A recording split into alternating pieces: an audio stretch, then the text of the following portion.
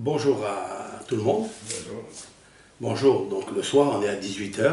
Nous avons promis que nous allons faire un shiur à la yeshiva et en même temps faire profiter tous les amis, tous nos frères et sœurs qui se trouvent un peu de partout, qui nous écoutent. Parce que Béroz, il arrose jusqu'à la rose, mais surveille où ça pousse. Et c'est la raison pour laquelle, dans ce shiur, je voudrais, avec l'aide de Hachem,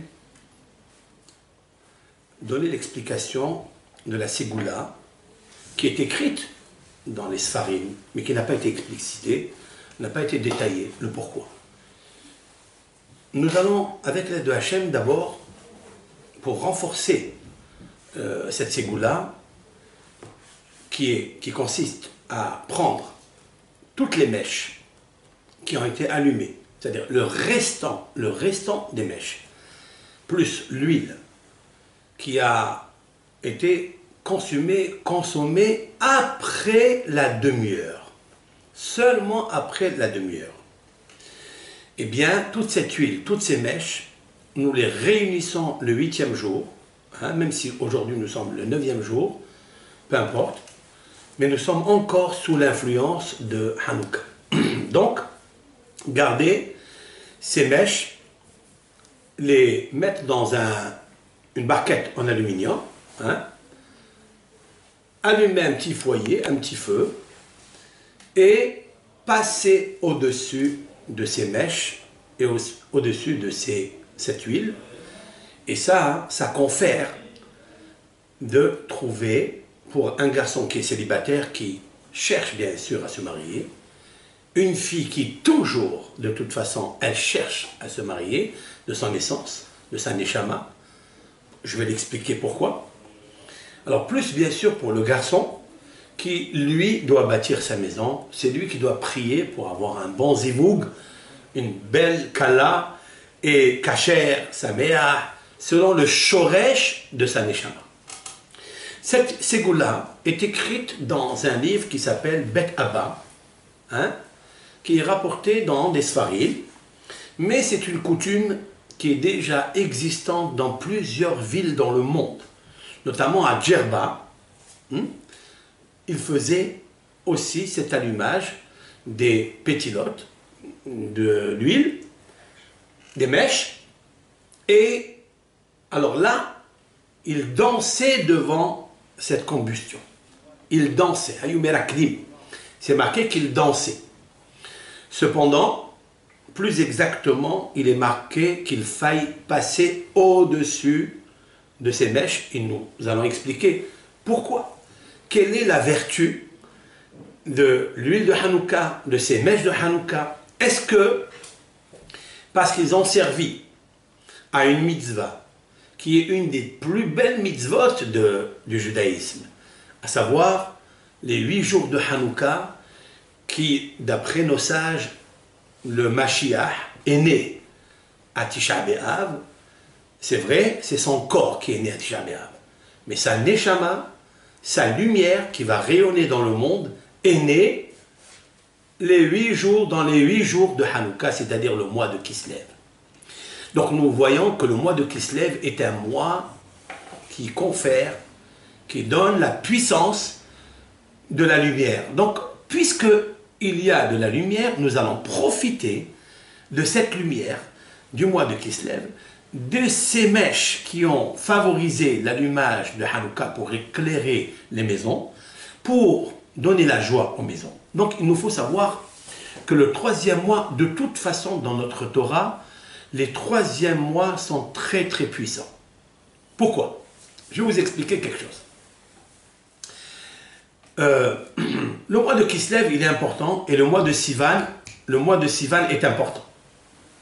Oui, pourquoi ils sont importants le mois de Sivan, et pourquoi le mois de Kislev, ils sont importants? Dans quoi ils sont importants le mois de Kislev et le mois de Sivan?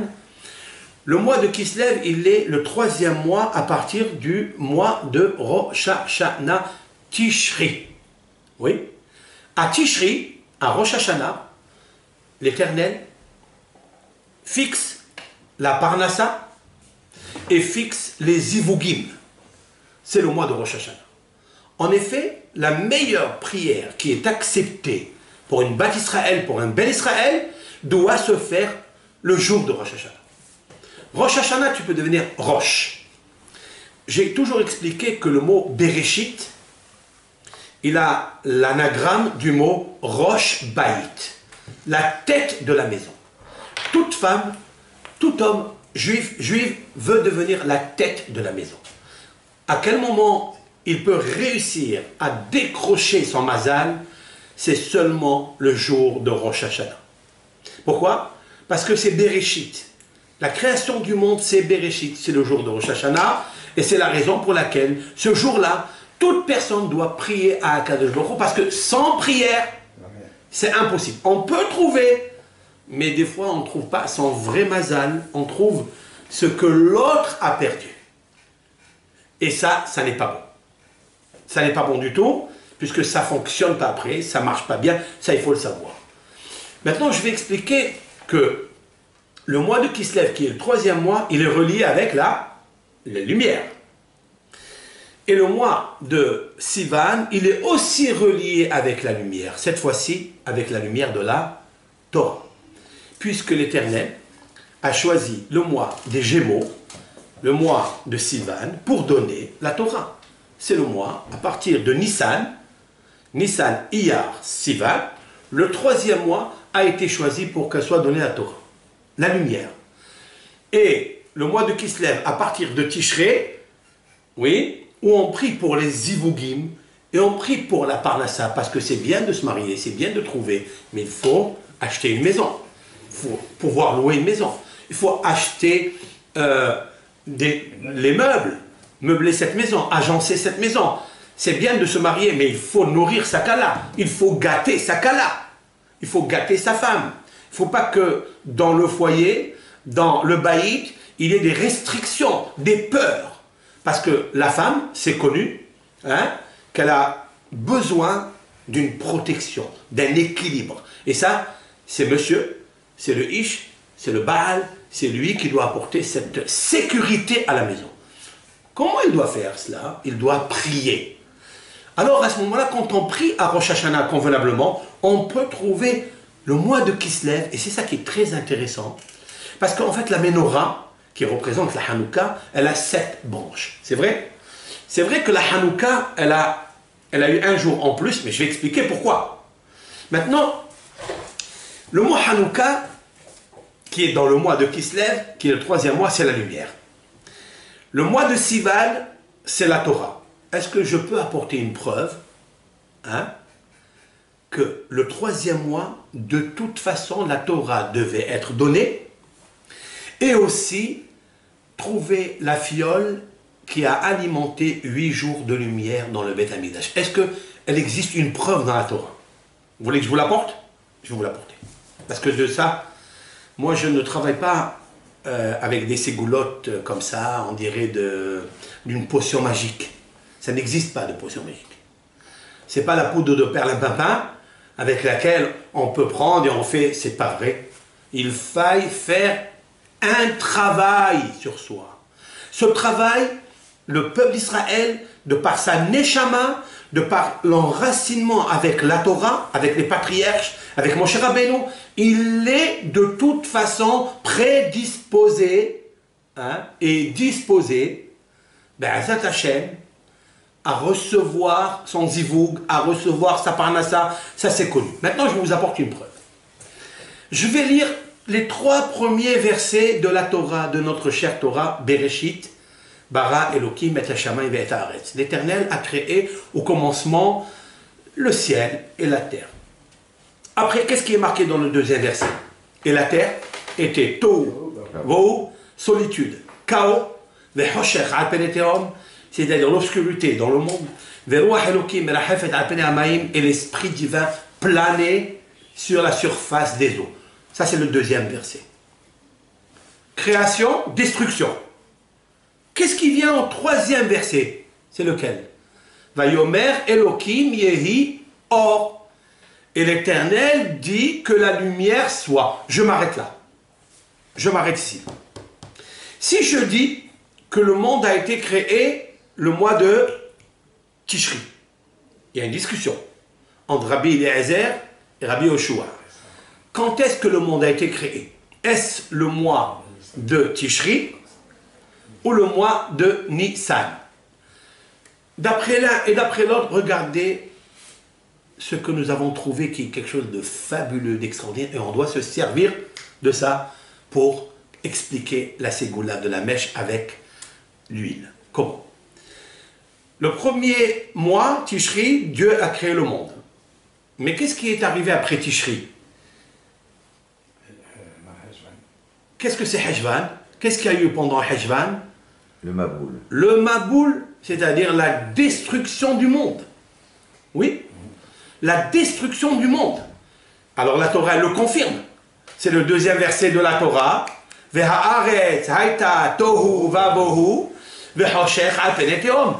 Le mois de Heshvan était un mois chaos, solitude, où il y a eu une inondation du monde entier, excepté bien sûr Noah. Écoutez ça, c'est très important. C'est l'histoire de Noah. Noah, ça veut dire le calme. Parce que c'était un homme calme. C'est un homme qui s'est retiré de toutes les luxures, de toutes les débauches qu'il y avait dans sa génération. Mais Noah, qu'est-ce qu'il confirme Noah? Nerot Hanouka. Noah, c'est Nerot Hanouka. Je vais expliquer. Quel est le troisième verset? Vayomer Elohim Yehi Or. Quel est le troisième mois? C'est le mois de Kislev. Donc le mois de Kislev, qui est le troisième mois, l'Éternel a déjà manifesté dans la Torah pour ceux et celles qui veulent lire et à une bonne lecture, pas une lecture superflue, mais une lecture où il y a un flux super.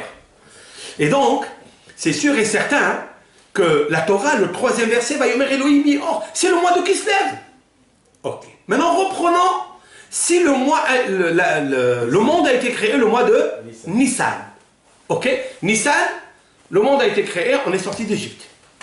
Qu'est-ce qu'il y a eu le deuxième mois? Iyar. Qu'est-ce qu'il y a eu le mois de Iyar? La mort des élèves de Rabbi Akiva. Ça n'est pas un chaos. Ça n'est pas ce que la Torah nous dit dans le deuxième verset. C'était une Shoah où 24 000 élèves sont morts. Qu'est-ce qui vient le troisième verset? C'est le mois de Sivan. Le mois de Sivan, qu'est-ce qu'il fait Hachem Itbarach? Il donne la Torah. Vayomer Elohim Yehi Or. L'Éternel, il dit, je donne la lumière. C'est le troisième mois. C'est incroyable, c'est extraordinaire. Maintenant, il nous faut nous servir de la Torah du mois de Sivan. Quel est le signe zodiacal du mois de Sivan? C'est les Gémeaux. Qu'est-ce que les Gémeaux? Ce sont des êtres, c'est l'effigie. L'effigie de deux êtres, j'allais dire en français qui sont de mèche. Allez, qui sont de mèche. Ce sont deux êtres qui s'aiment, qui s'assemblent, qui se ressemblent. Le peuple d'Israël est arrivé, hommes, femmes, enfants, le mois de Sivan, le mois des Gémeaux, où c'est marqué Vaïhan Sham Israël Negedar. Et Israël a campé. Vaïhan. Regardez le mot dans Vaïhan, il a campé, il y a le mot Noah dedans. Noah, c'est quoi?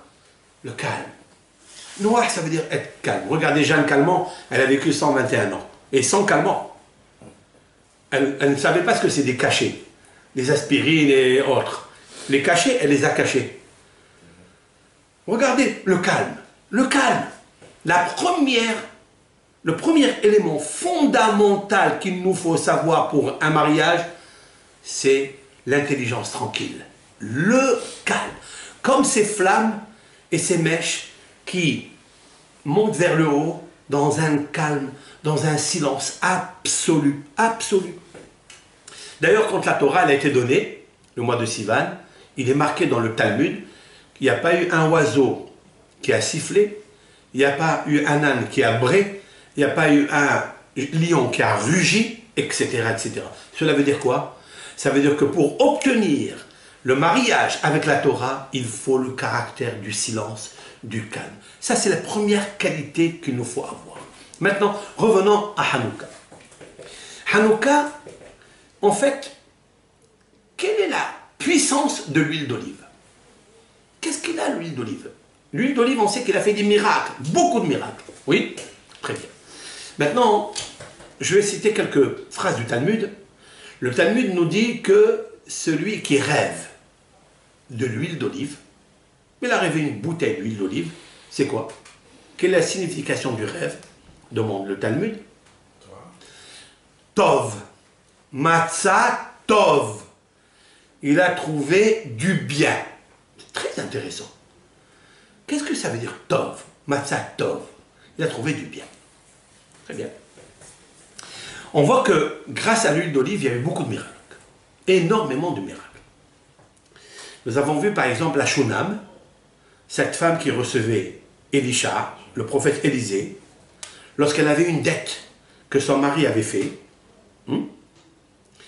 Et celui, donc le huissier qui est venu lui prendre ses enfants si elle ne lui rendait pas l'argent, il est venu à Élisha, chez elle, et lui a dit, je dois énormément d'enfants et d'argent, et si je ne rembourse pas, il me prend mes 2 enfants de préserve.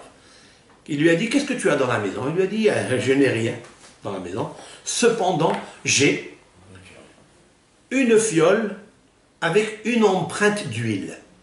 Seulement une petite empreinte d'huile. C'est-à-dire, l'empreinte, c'est-à-dire de prendre un peu d'huile, qu'il reste dans la main, je n'ai même pas de quoi emprunter, de faire des empreintes ailleurs. C'est-à-dire, il y a un tout petit peu. Ça, une empreinte d'huile. Il lui a dit, c'est tout. Apporte-moi, va me chercher tous les ustensiles que tu as dans la maison. Tu vas demander à tes voisines tous les ustensiles, tout ce qui peuvent amener les marmites, les citernes, et pose-les ici. Elle les a fait rentrer dans la maison.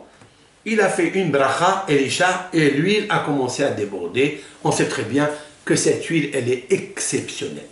On dit, elle lui a dit, écoute, Rav, c'est très bien, cette huile, donc je suis devenu riche. Je vais pouvoir payer mes dettes. Ok, parce que celui qui paie ses dettes et ses vœux, il devient une vedette. Ça, il faut savoir. Et donc, une fois que je suis devenu vedette, qu'est-ce que je fais avec le reste? Il lui a dit, le reste, tu vas vivre avec toi, tes enfants, tes générations, tes générations, tes générations. Mais combien de générations elle a, cette femme? Nos sages disent, jusqu'à maintenant, nous vivons grâce à cette huile qui a été bénie et qui est restée et qui continue, Elle est allée même jusqu'à se trouver dans le Beth Amikdash, dans la petite fiole qui devait allumer un jour et elle allumait 8 jours. Ça veut dire, déjà, on a une émouna que cette huile d'olive, elle est parfaite, elle est extraordinaire. Okay? Maintenant, je vais revenir à la ségoula. Qu'est-ce que je fais? Je prends une mèche. Qu'est-ce qu'une mèche? C'est un corps. C'est un corps. Je l'imbibe d'huile d'olive.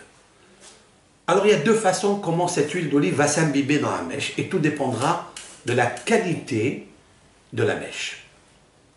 Si c'est une mèche qui est en coton, par exemple, qui est souple, alors, immédiatement, l'huile d'olive, ne vous tracassez pas la tête, elle trouvera la place pour rentrer dans toute la mèche. Elle deviendra, elle et la mèche, comme une flamme dans une braise. C'est-à-dire, nafsho keshura benafsho. Une âme qui est intrinsèquement liée avec l'autre âme de la mèche, de la pétila. Vous écoutez? Pourquoi j'emploie ce terme? Parce que ce terme, il est écrit dans la Torah. C'est tout. C'est pas qu'on l'a inventé. C'est la paracha de la semaine de Vaïgash, lorsque Yehuda, responsable de Binyamin, va s'adresser à Yosef et lui dira 2 choses. Et je voudrais que tous ceux et celles qui nous écoutent retiennent ces 2 conditions pour le mariage. 2. Je ne dirais pas 3, mais 2. Il lui dit la chose suivante. Tu m'as dit, il dit à Yosef, tu m'as dit, et c'est pas que c'est Yosef, il pense que c'est le ministre d'Égypte, il lui dit, vous m'avez dit que j'amènerai le petit Binyamin et je veillerai sur lui. Ve'asima aini alav. Je mettrai l'œil sur lui, c'est-à-dire avec bienveillance, je veillerai sur lui. Et là, qu'est-ce que tu me dis? Tu veux le prendre? Tu veux le rendre serviteur? Ça, je n'accepte pas. Et la deuxième chose, c'est si je ne ramène pas Binyamin à son père, immédiatement Binyamin mourra, Yaakov mourra. Et on sait très bien parce que l'âme de Yaakov est très attachée à l'âme de Binyamin. Venafsho, Keshura Benafsho. Rabotai. Il y a deux conditions pour le mariage. Pour réussir un mariage, c'est la première condition, c'est que le mari, le hatan, qui va passer sur ses fioles, il devra être comme ses fioles, c'est-à-dire l'huile qui s'est imbibée complètement dans le corps. Le corps, c'est la femme, c'est la isha, c'est le vase. Et l'huile, c'est l'homme. C'est l'homme qui doit s'imbiber, c'est-à-dire il doit prendre l'investissement, l'engagement de sécuriser complètement ce corps qu'il va marier. Ça, c'est la première condition qu'il faut prier à Akadosh Baruch Hu. Pourquoi? Qu'est-ce que veut Akadosh Baruch Hu? Pourquoi j'ai cité le mois de Nissan tout à l'heure? Pourquoi? Bereshit bara Elokim. Pour ceux qui disent, Rabbi Yoshua qui dit que le monde a été créé le mois de Nissan, pourquoi j'ai dit mois de Nissan? Pourquoi? Dit le Talmud, c'est le mois où Akadosh Baruch Hu, il favorise les mariages. Il favorise les mariages. Akadosh Baruch Hu, Motzi Asirim Bakosharot. J'explique. C'est un des psaumes que nous lisons le soir de Pessah. Motzi Asirim Bakosharot. J'explique. Motzi, il fait sortir. Asirim, les prisonniers. Bakosharot, dans un moment cachère. De la même façon que Dieu a fait sortir les Bnei Israël, Bat Israël, qui étaient esclaves en Égypte, Hakadosh Baruch Hu, il fait sortir les célibataires de leur Égypte, dit le Talmud. Les célibataires de leur Égypte, Hakadosh Baruch Hu, Motzi Asirim. Parce qu'un garçon qui n'a pas encore trouvé son zivoug, il est malheureux, il est emprisonné. S'il le sent, hein, parce qu'il faut le sentir. Parce que vraiment, là je tiens à dire que la graphie du mot asirim, c'est les prisonniers, elle est très importante. Pourquoi? Parce que si le garçon il sent qu'il est prisonnier, sans avoir sa femme, sans avoir son zivoug, Akadosh Baruch Hu lui envoie le zivoug. Mais, quand je dis qu'il est attaché, il est menotté quelque part, il est coincé quelque part, s'il veut, il peut sortir de son Égypte. Parce que lui aussi il est dans l'Égypte, et Akadosh Baruch Hu lui trouve un endroit cachère, c'est-à-dire ouvert, permis, où il peut marcher tranquille comme le cachère. Quand on mange le cachère, quand on sait que c'est du cachère, on mange, il va lui trouver son zivouk, son partenaire facilement. Seulement s'il veut. Seulement s'il cherche. Mais, la deuxième condition, c'est nafsho keshura benafsho. La femme que tu prends, il faille que tu aies l'engagement devant Hachem, que tu vas prendre cette femme, que jamais tu vas la lasser. Jamais tu vas la lâcher. Ça s'appelle les Hakim Binyan Ad. C'est de construire une construction. Qui s'appelle la construction? C'est la femme. Parce que la femme s'appelle Vaïven et Tatsela. L'Éternel a employé le mot Binyan, Binyan Ad. On le dit dans les Sheva Berachot, dans les 7 bénédictions. Et c'est la raison pour laquelle je vous dis qu'il faille traverser cette fiole qui est avec l'huile tellement attachée. Dans l'âme de l'huile, elle est intrinsèquement focalisée dans la pétila. Tu dois dire à Hachem, je souhaiterais Hachem être comme cette huile et comme cette mèche, d'accord? Autrement dit, 2 mèches. 2 mèches avec mon épouse, mais pas 2 mèches. S'il y a 2 mèches, c'est la dynamite. Après, chacun il a son feu, et lorsque chacun il a sa canonnière, paf, ça explose, c'est pas bon du tout. C'est ça. En fait, dans cette ségoula, il y a quelque chose d'extraordinaire, c'est que la mèche, elle est comparée à un corps. L'huile, elle est comparée à sa neshama. Lorsque Akadosh Baruch Hu, il a décidé que prendre la goutte de la neshama et la diviser en 2 et l'éparpiller dans des corps différents, dans des mèches différentes, nous pouvons retrouver le corps dans les 44 mèches que nous avons allumées. Pourquoi je dis 44? Il y en a 44. Il y en a 36, mais plus 8 des shamash.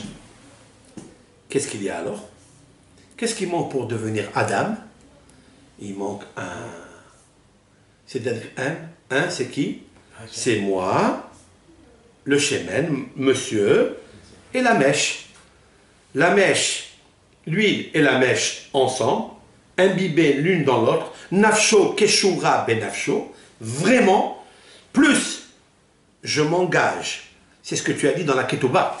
Qu'est-ce que tu as dit dans la ketouba? Qu'est-ce que tu diras à la ketouba? Qu'est-ce que tu diras? Tu vas t'engager de la nourrir, même si elle a bon appétit, de la vêtir, d'accord? Selon tes moyens.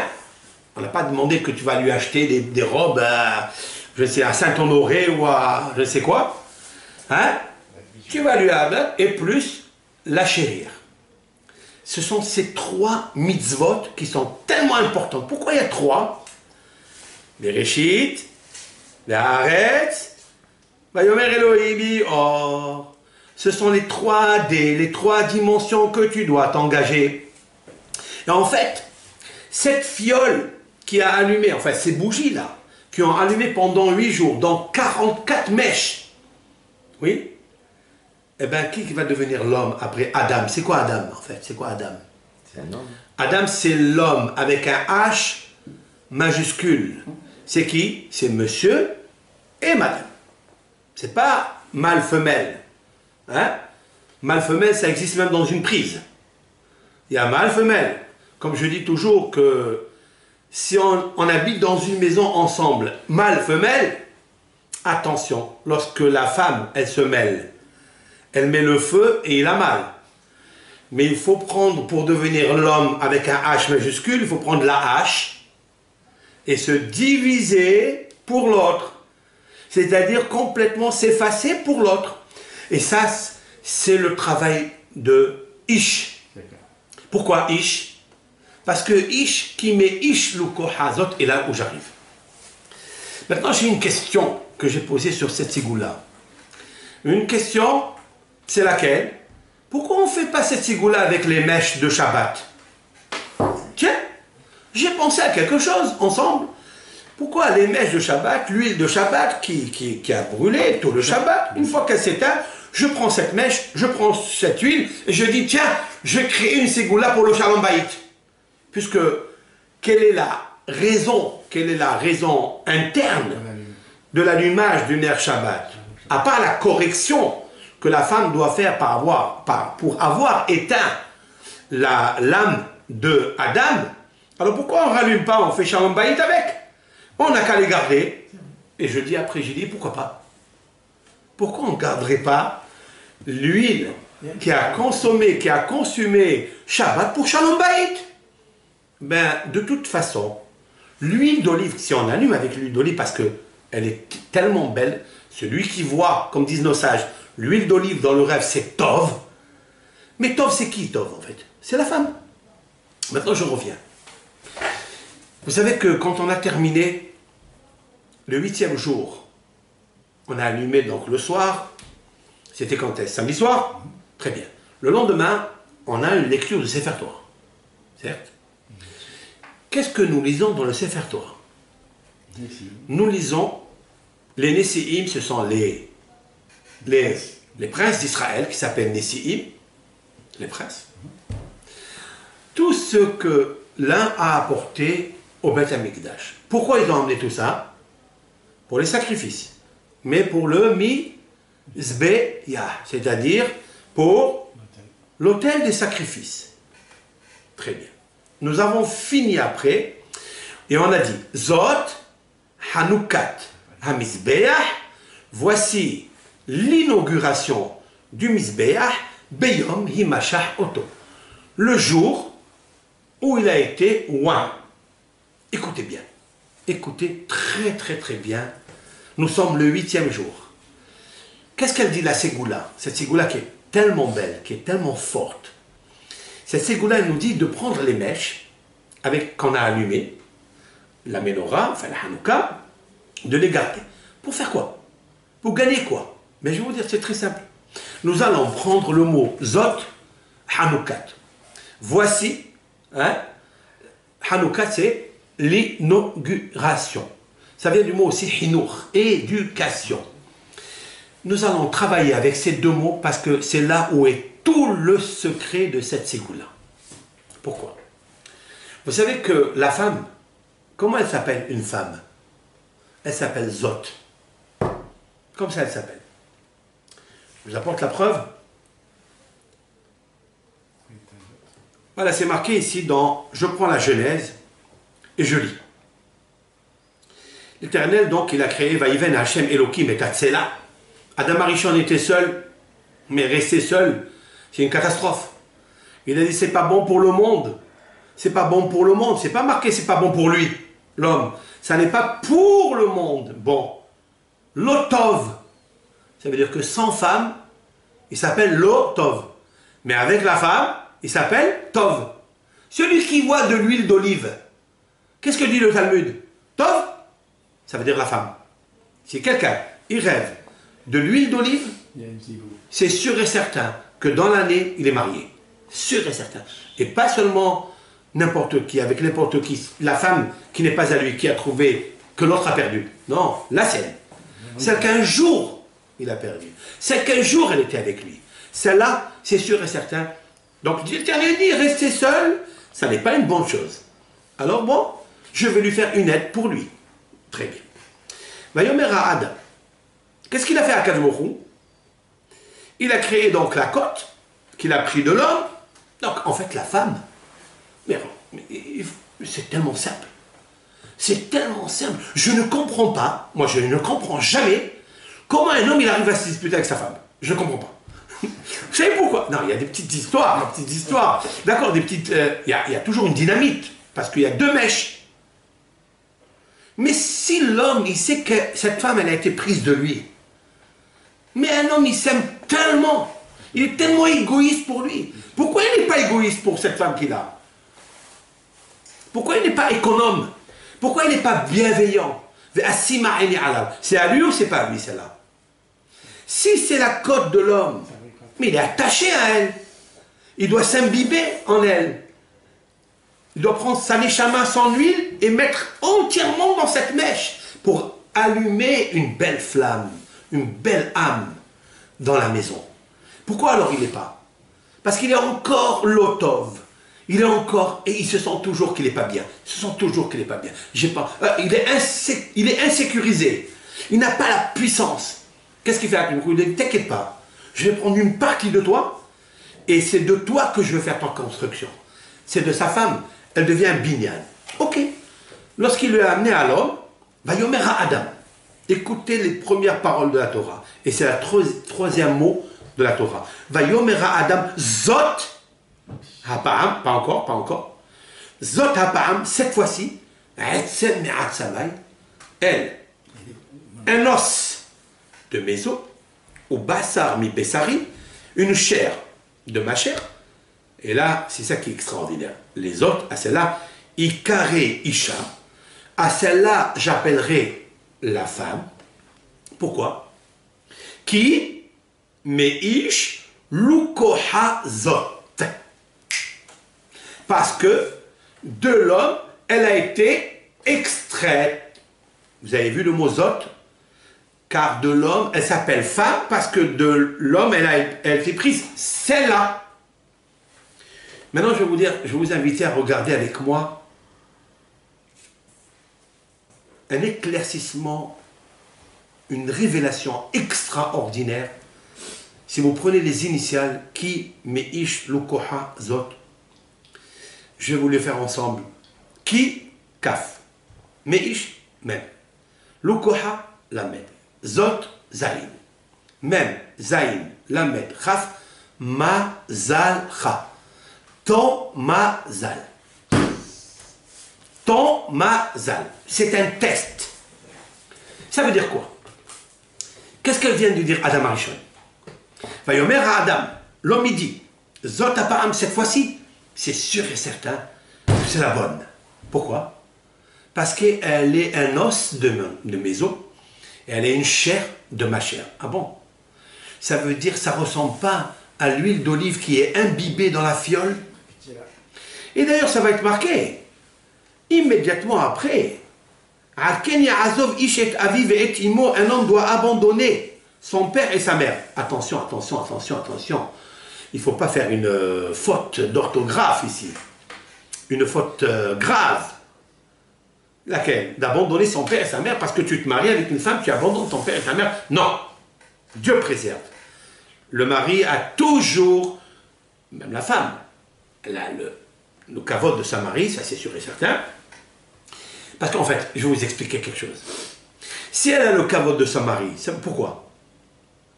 Parce que elle, c'est l'os de son mari. Donc si c'est l'os de son mari, comment il est né lui? Il est né par une maman et par un papa. Donc le papa et la maman, c'est eux qui ont donné cet être, avec la côte. Cette côte-là, donc c'est la fille. C'est aussi la fille. C'est-à-dire l'histoire de belle-fille et de belle-mère n'existe pas. Ne doit pas exister en tous les cas. Mais pourquoi ça existe alors? C'est qu'il y a un problème. C'est pas une bonne cause. Ça veut dire qu'il y a un souci. C'est pas le tov. C'est pas le matzah isha matzah tov. Vous comprenez? Il y a un souci là. C'est ça, et c'est pour ça que quand on fait cette ségoula, il faut toujours demander à Hachem, envoie-moi celle qui m'appartient, celle qui est née avec moi. Vous trouverez toujours, chers frères et sœurs, que lorsque le zivoug, il est au top, lorsque Béhémet c'est sa femme, il n'y a pas d'histoire. Il y a un kavod extraordinaire. Alors c'est quoi ici abandonner son père et sa mère? Les coutumes. Son père et sa mère. Les coutumes expliquent Rabbi Yonatan Aybeshitz.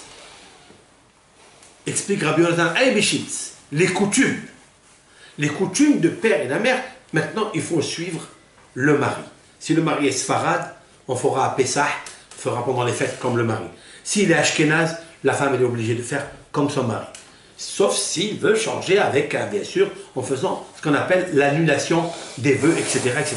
Mais on suivra les coutumes. Et quand on suit les coutumes du mari, que du mari, mais on ne va pas faire ce que papa, maman ils faisaient, parce que ça crée des histoires. Ça crée des problèmes, tout ça. Mais ce n'est pas le vrai et le problème sacré, de toute façon. Donc c'est la raison pour laquelle il doit abandonner. Et alors qu'est-ce qui est marqué?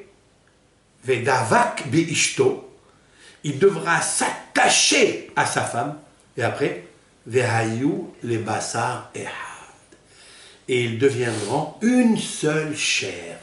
N'est-ce pas l'idée de l'huile avec le corps de la mèche? C'est-à-dire que l'homme et la femme doivent être une seule pièce, une seule chair. Voilà l'exemple. Voilà le conseil que la Torah nous donne par rapport au mariage. Et en fait, la Gemara nous dit quelque chose d'extraordinaire. Il est écrit dans le verset, dans les psaumes, Azot itpalel kol hasid elecha le'et metzo. Écoutez bien. Je vais vous traduire la Gemara. La Gemara nous dit, Azot, sur cela, voilà, je vais vous la lire. C'est un Tehilim, celui qui veut le faire, parce que de toute façon, il va falloir connaître ce Tehilim bien par cœur, hein, dans le livre et par cœur aussi. C'est le Tehilim 32. Tehilim 32, c'est très bien 32, parce que 32 c'est le lève. Et je vous dis quelque chose, un sod. Je vous donne un sod, un grand sod. Mais c'est marqué ici, je vais vous lire pourquoi 32. Qu'est-ce qui est marqué dans ce psaume 32? Al-Zot, voilà le mot Zot, que nous avons vu sur Hanoukat Amizbeah. Zot, Hanoukat Amizbeah. Ok. Nous avons vu sur la femme. Regardez ce que le Tehillim, comment il est brillant. Comment on peut comprendre les choses merveilleusement tranquilles. Azot itpalel kol hasid. Sur celle-là, priera tout pieux, tout juif, Elecha, à toi Dieu, le'et metso, au moment où il trouve. De quoi s'agit-il? Quel moment? Et sur qui? Qui est Zot? Quel moment? Amar Rabbi Hanina. Il a dit Rabbi Hanina. Le'et metso, le moment où il trouve Zo Isha. C'est la femme. Un homme, il devra prier à Hachem Idbarach pour trouver son zivoug. Chez Nehemar, d'où le Talmud le sait, toujours il faut apporter une traçabilité, Mishlei, Yudhet, c'est-à-dire dans les Proverbes 18, c'est très beau ça, 18. Vous savez où il y a marqué qu'un homme il doit se marier avec une femme qu'elle soit son aide, vous savez? C'est dans le chapitre 2 de la Bible, verset 18. Et c'est marqué dans les maximes de nos pères, à 18 ans, un homme doit se marier. Aujourd'hui, pour trouver aujourd'hui ça, c'est très difficile. Pourquoi? Je vais vous dire pourquoi. Très important. On ne prie pas assez. On n'a pas envie de prier. On n'a pas envie. On veut rencontrer comme ça. On veut s'amuser, comme on dit. Ça veut dire, pourquoi tu ne te maries pas quand tu demandes à quelqu'un, il te dit, eh ben je m'amuse. Amuse, amuse, amuse, amuse, amuse. Tu uses ton âme? Oh, c'est grave ça. Tu t'amuses? Oh, c'est pas bon ça. C'est pas le moment de s'amuser, surtout la femme. La femme, le zivoug, elle attend pour construire sa maison, parce que c'est le binyan. Lui, quand Dieu il a fait, c'est marqué, Vayaas, il a fait, il a créé, il a formé. Mais il n'a pas dit il a construit. Parce qu'il ne peut pas construire. Point la ligne. Qui peut construire? C'est le binyan. Binyan adéad. Lui, quand il va traverser ces mèches-là, 7 fois, il va penser à 3 choses. Il va penser Sheva Berachot. Vous écoutez? Sheva Berachot. Ce sont les 7 jours de festivité de Hatan et Kala. Très important. Dans les Sheva Berachot, il doit dire Binyan Adéad, je veux construire une construction à jamais. Pas je fais mariage, après je cherche qu'il y a une autre. Hasbe Shalom, ça c'est du jamais vu ça. Il faille, Be'ezrat Hashem, prendre l'engagement. Et qu'est-ce qui est le témoin? Le témoin c'est le Nes de Hanouka. Si tu fais ça, tu mérites la femme, tu mériteras le Hatan, et tu mériteras Hanouka Tabaït. Tu mériteras l'inauguration de ta maison, ta propre maison. D'où je le sais? Ben nous lisons à Hanouka, le Mizmor, Mizmor, Shir, Hanoukat, Habayit, les David. Le mot Hanoukat à côté du mot Habayit. C'est Hanoukat à Mizbeach. Maintenant je vais vous dire pourquoi c'est le Mizbeach. Qu'est-ce qu'il a le Mizbeach? Pourquoi le Mizbeach? C'est quoi le sacrifice de l'autel? Qu'est-ce que l'autel des sacrifices? Pourquoi? Il est marqué dans le Talmud, écoutez bien, que le Mizbeach, il est très content, très heureux qu'un homme et une femme soient mariés, parce que grâce à ça, ils sont pardonnés. Quand un homme il se marie avec une femme, le jour de leur mariage, on leur efface toutes leurs fautes. C'est une façon comment Akadosh Baruch Hu lui apporte son cadeau. Les invités, ils apportent les cadeaux, mais lui aussi, Akadosh Baruch Hu dit, moi, je t'enlève l'épine la plus grosse, tu ne peux plus marcher. Si tu as des fautes, tu ne peux plus. Si quelqu'un a des fautes, il est accusé par des accusations. Combien d'avocats il lui faut pour enlever? Combien de kippour il lui faut? Combien de mehila il lui faut? Combien de teshuva il lui faut? Combien de tzedaka il lui faut? Le jour du mariage, tout disparaît. D'où on a pris ça? On a pris ça de Esav. Esav, c'est le plus grand truand, le plus grand rachat. Et il est marqué qu'il s'est marié avec la fille de Ishmaël, Mahlat bat Ishmaël. Mahlat. C'est quoi Mahlat? Mahala, disent nos sages, Mihila. Nos sages disent que Esav a été pardonné de ses fautes par rapport au mariage avec cette fille de Ishmaël, que le jour du mariage, Mohalim lo al kol avonotav.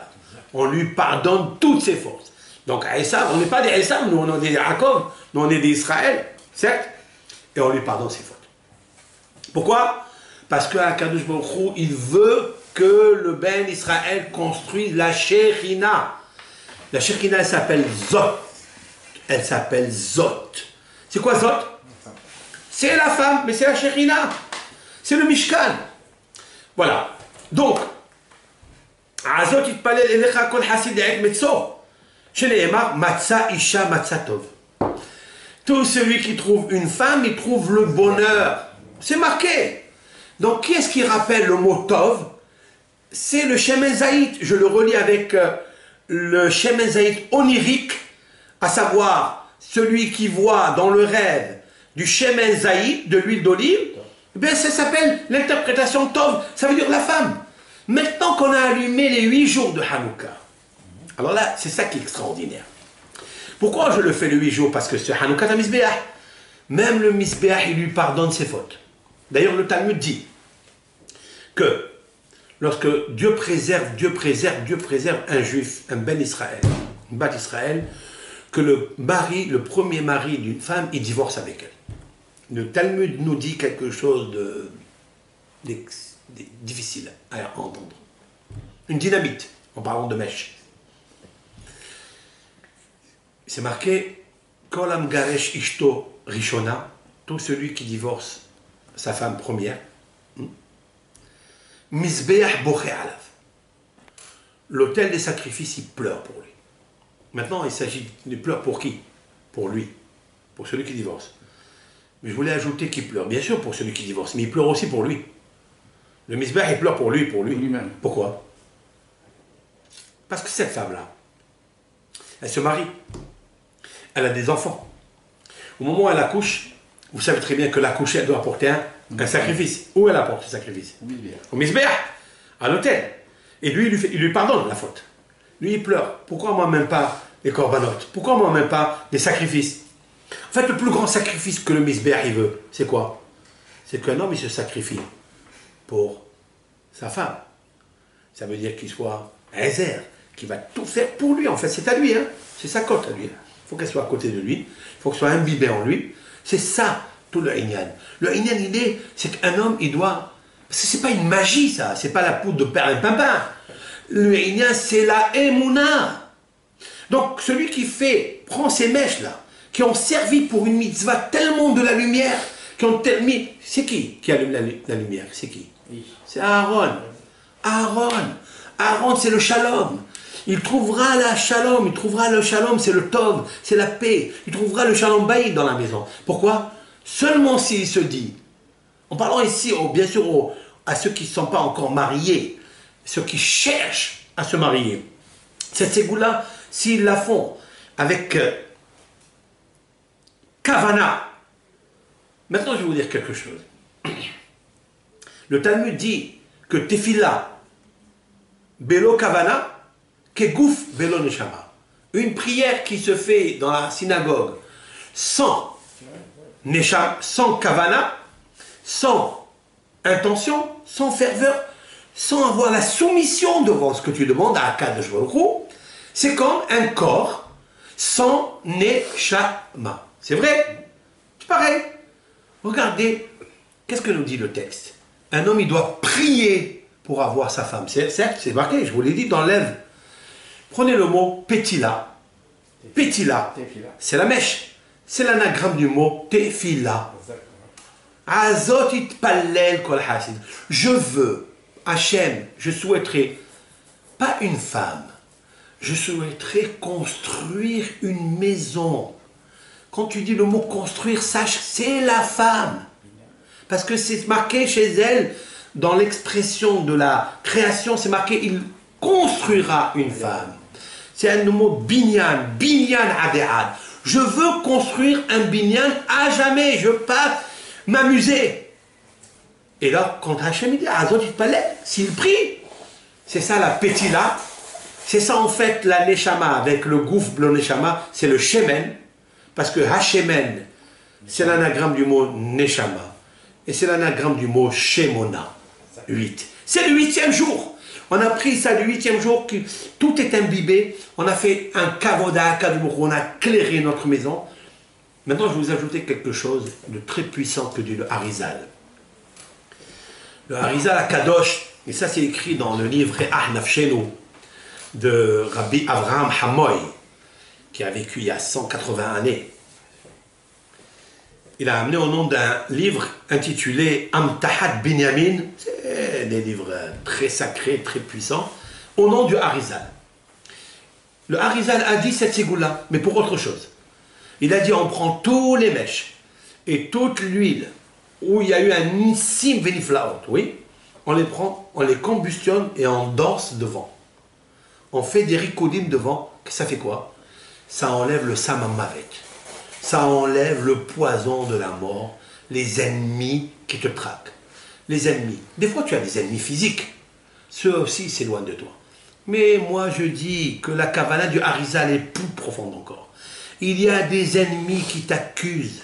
Ce sont des créations que tu as faites par tes péchés qui t'empêchent de trouver ton zivou. Ou le contraire, qu'elle trouve le hatal. Et c'est ça qu'il faut faire très attention. Maintenant, mon rêve Rabotai, vous savez que pendant la Houpa,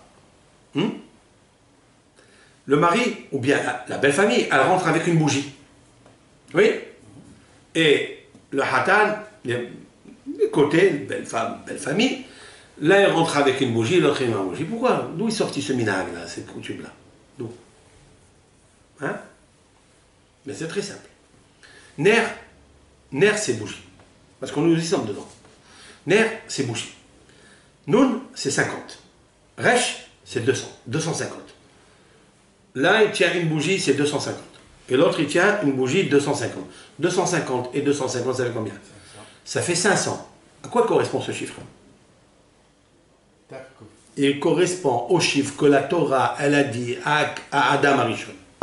Hachem, il a dit à Adam Arishon, tu prends ta femme, Peru Urbu. C'est quoi Peru Urbu? Fructifiez-vous, multipliez-vous la valeur numérique du mariage. Peru Urbu, fructifie, multiplie-toi. Peru Urbu, c'est la même valeur numérique que 500. Ner et ner. Cette bougie, quand on rentre, c'est une ségoula pour le mariage, pour que ce couple qui est en train de se construire les Olmehat à jamais, alors c'est sûr et certain que Akadosh Baruch Hu leur donnera la possibilité de Peru Urvu. C'est vrai? Ok. Maintenant, j'ai autre chose à vous dire. C'est la même valeur numérique du verset qui dit que Akadosh Baruch Hu, il a amené la femme Asher Lakah, il a pris la femme de la côte, il l'a amenée, Asher Lakah qu'il a pris, Minha Adam Leisha Vaiveea. Si vous calculez que Minha Adam, la femme, elle a été extraite, pour devenir une femme de l'homme, il l'a amenée, valeur numérique 500. Vous écoutez? Ça veut dire que les nérotes qu'on a allumés et qui sont aujourd'hui en train de combustionner, c'est une ségoula pour amener la femme qui jadis elle était sa femme dans son âme sœur, dans une vie peut-être dans le ciel, dans un monde dissimulé, qui va l'amener vers lui. Vaïkaher. Et donc il l'apprend. Il y a plusieurs versets où j'ai trouvé dans la Torah le mot hahatan, le mot hakala, qui surgissent, qui sont tellement puissants. Je vais vous le donner. Je vais vous le donner de suite. Il est marqué ici. Vayachen et misbah Hashem. Et ça c'est marqué dans l'ivret Ayamim, c'est-à-dire à la fin des 24 livres de la Torah, le 24e livre de la Bible. À la fin c'est marqué que Hakadosh Baruch Hu va reconstruire le Mizbeah pour le 3e Beth Amikdash. Pourquoi on parle du Mizbeah? Je viens d'expliquer que le Mizbeah est synonyme du couple. C'est celui qui fait la Kedusha, le pardon des sacrifices. Grâce au sacrifice. Aujourd'hui, on n'a pas de Mizbeah. On n'a pas. Donc alors, qu'est-ce qu'il faut aller? Le sacrifice qu'un homme il fera pour le couple, l'un ou l'autre, ça, il construit une maison, le Beth Amikdash. Il construit le Mishkan. Vayachen et Mizbah Hashem, il a préparé le Mizbah Hashem, et c'est marqué dans Ézéchiel, dans la prophétie d'Ézéchiel. dans le chapitre 43. C'est marqué que l'Éternel va faire la refonte du Misbéach, parce que l'Éternel est obligé d'avoir un Misbéach. C'est la raison pour laquelle le couple, c'est le Misbéach. C'est eux, ils doivent faire des sacrifices insoupçonnés pour faire tenir le Mishkan de Hachem. Si vous regardez la fin des mots, Vayachen et Misbah Hachem, la graphie du mot qui ressort, c'est Ha-Hatan. Le Hatan. Tout dépend du Hatan. Tout dépend du Hatan. Maintenant, je vais vous donner une autre chose. Un autre pasouk. La menorah, elle a 7 branches. Vous voyez? Très bien. Ce sont les 7 festivités. Ce sont les 7 jours de la Kala. Elle jouit avec son Hatan. C'est marqué. Tu allumeras dans la menorah, hein, tu allumeras le Kane Hamtsaï, c'est-à-dire la branche centrale. Ainsi tu feras pour les 6 autres branches qui émergent de la menorah. Ken le Sheshet Hakanim Hanosim Mia Menorah. Ainsi tu feras pour les 6 branches qui émergent de la menorah. Si vous regardez les initiales, Ken, ainsi, les Sheshet, donc il y a Chaf, Lamed, Ha, Kanim, les branches, Kala, He, Kala. Ça veut dire, il y a le Hatan, il y a la Kala, et où on le trouve? Dans la Menorah. Ça veut dire, je dis quelque chose, encore une petite sigoula. Tout celui qui achète une Hanouka, une Hanoukia, en Kesef, une très belle Hanoukia en argent, et qui dit, je veux trouver la Kala, quand il va allumer ces nérotes là, ben Azat Hachem, il trouvera la Kala. Pourquoi? Parce qu'il est Ma'amin B'Hachem, il croit en Hachem, il a confiance en Hachem. Mais attention, il faut trouver la Kala qu'il lui faut, la Kala qui va l'aider, la Kala où il va imbiber sa Neshama dans le corps de la Kala. C'est ça le mariage. C'est que, et attention, la bienveillance. On prend la veilleuse, il faut bien veiller. Il ne faut jamais laisser en veilleuse les histoires. Attention, il faut avoir la bienveillance, surveiller et veiller sur la personne. Hiratson, oui, tu voulais me dire quelque chose? Juste résumer un peu un résumé de la Ségoula. J'ai expliqué la Ségoula, je pense qu'ils l'ont bien compris. La Ségoula, c'est la chose suivante. La mèche, c'est le corps. La Neshama, c'est l'huile. Le mari, c'est cette huile qui s'imbibe dans le corps. C'est-à-dire, ils ne font qu'une seule chose. Ils sont homogènes. Cette huile et cette pétille-là, ils sont mèches, ils sont deux mèches, allez, on va dire. Ils sont imbibés l'un dans l'autre, homogènes l'un dans l'autre. C'est ça qu'un homme, il doit prier à Kadosh Baruch Hu. Et quand il passe dessus, je vais vous dire quelque chose, les flammes, le lahav, c'est-à-dire la flamme, la fumée qui sort, croyez-moi, qu'elle guérit les virus qu'il y a à l'intérieur de l'homme. Je ne veux pas trop ajouter sur ça, parce qu'il faut garder une pudeur sur ça. Et bien, le fait de passer, eh bien, ça guérit. Ils ont une puissance. 7 fois. Oui, 7 fois. Il faut passer 7 fois, 1, 2, 3 fois. Vous savez très bien qu'il faut casser les 7 prénoms du Yetzer Hara, les 7 forces négatives accusatrices qui viennent et qui empêchent l'homme de faire des mitzvot, de se marier, le stress qui lui donne la ta'ava, l'amour, de l'appétit, etc., d'autres choses. Et là, pourquoi? Parce qu'il n'est pas imbibé bien dans la truc. Vous sentez des fois quand l'huile, elle ne rentre pas, c'est que la mèche n'adhère pas, elle n'absorbe pas. Pourquoi? Eh bien, il y a des fois où ça ne marche pas. Ça absorbe pas, parce que soit l'huile, elle n'est pas tellement filtrée, elle n'est pas tellement structurée, propre, limpide, ou la mèche, des fois, ça ne va pas.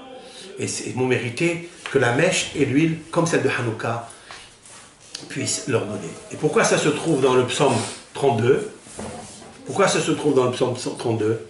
Parce que c'est la baguette magique, la formule magique que le Hatan, il dira à sa femme, sa future femme, pendant la Houpa, Hareat mikudeshet li betaba'adzo kedat Moshe et Israël. Tu es marié avec moi par cette bague, comme la loi de Moïse Israël. Combien de lettres il y a dans cette phrase magique? 32. 32 lettres. Tu veux arriver à ce moment magnifique, le plus beau de ta vie? Tu veux? Prie, Bekavana. Prie avec force. Étudie bien le psaume 32.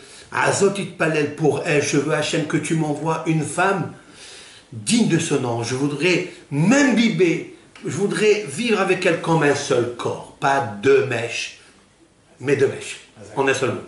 Et Rasson, que Akash Bokhu nous aide. Tefila, la Shemit Barak. Oui. Est-ce que cette ségoula, on peut la faire toute l'année? Oui, là, si vous avez l'huile. Alors, vous savez, il y a une question qui a été posée, très intéressante. Il y a des gens qui n'ont pas gardé l'huile, ni les mèches, ni rien du tout. Ils ne savaient pas. Alors, ceux et celles qui ont un peu plus, ils peuvent donner, distribuer un petit peu aux autres. D'accord? Même l'huile d'olive elle-même, il faut garder un peu. C'est magique pour certaines maladies, pour des, comment on appelle ça, la shoshana, comment on appelle ça, comment ça s'appelle, c'est un bouton dans le pied, c'est un bouton dans le pied. Un corps, non, c'est pas un corps. Peut-être. Un champignon peut-être. Peut-être, ça guérit les champignons, ça, mais il ne faut pas trop tirer sur les champignons, attention.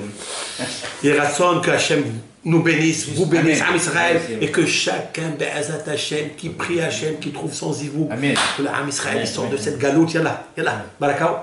Allez, qui sortent. Et Rasson, oui. Est-ce que lorsqu'on brûle les mèches, oui, plusieurs personnes peuvent passer sur une personne. Ah, une seule sur Une. Les 8. Elle est valable que pour une personne alors. Une personne. Non, sur la quantité que vous mettez, hein, oui, mais les mèches, elles vont brûler. Alors on peut les diviser en plusieurs quantités. Tu peux diviser en plusieurs. Tu peux les couper alors un petit peu chacun. Mais chacune doit pour l'année prochaine, si Dieu veut, d'ici là. Chacun doit allier ça. Non, tous les célibataires. Son mari, t'inquiète pas. D'ici là, ils vont nous annoncer des bonnes nouvelles. Amen. Azat Hachem pour tout le Ham Israël. Amen. Kol Tov Lachem.